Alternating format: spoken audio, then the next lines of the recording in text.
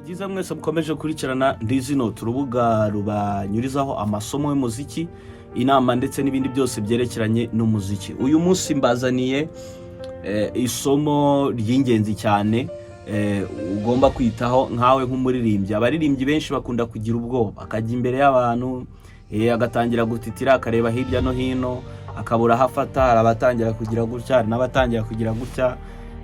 Ugasanga wenda uwundi afashe mikoro ntagahagaze neza, ugasanga wenda uwundi afashe mikoro wenda ari kugenda ajya imbere agaruka inyuma.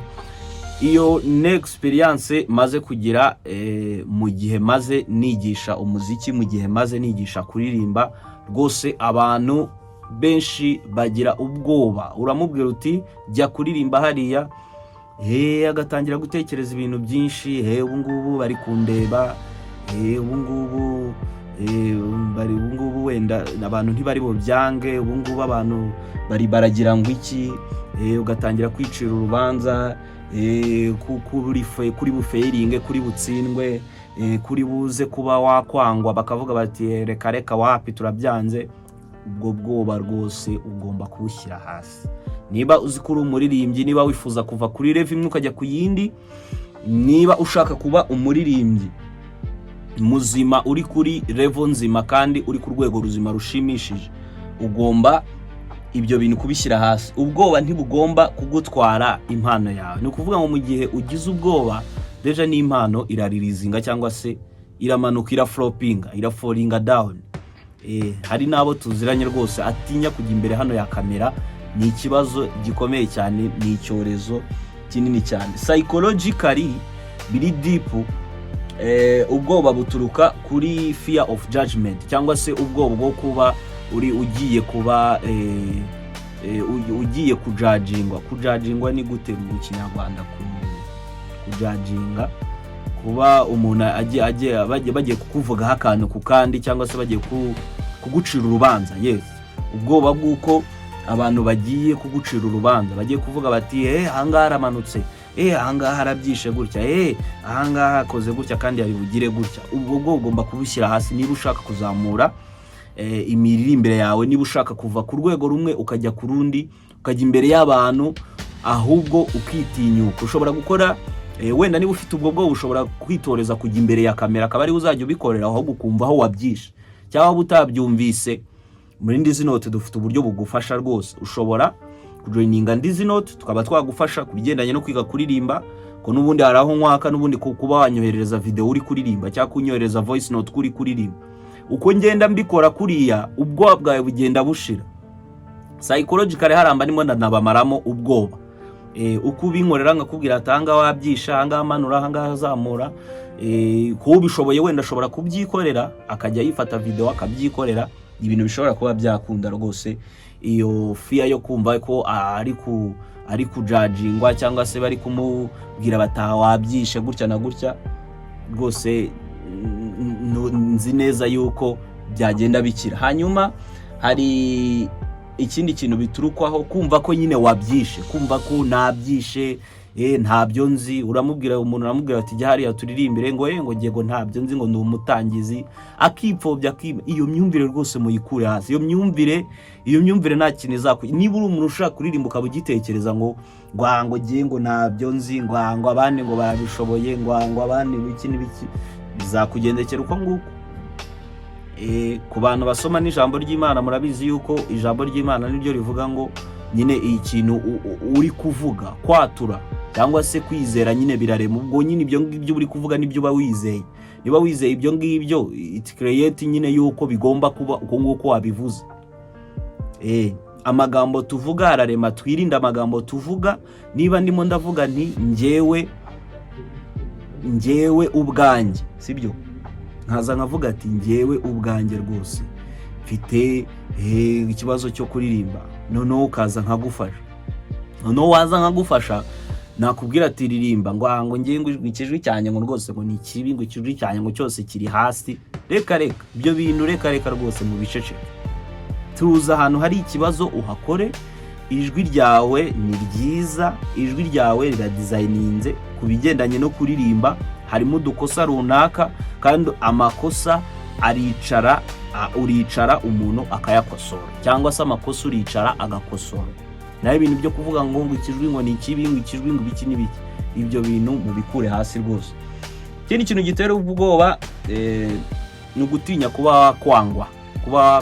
Umuntu yajya imbere hari akavuga ati bo ninjye imbere hari baranyanga, birabisa bite, bigaragara bite, ndaba ngaragara gute ndi imbere y'abantu hariya, ndaba mfite urutwe rwanjye, reba ukuntu meze, reba ibyiso byanjye, reba ikizuru cyanjye. Ugasanga umuntu ari kwijajinga muri ubwo buryo, afite ubwoba bw'uko najya imbere y'abantu hari abari bumwanga.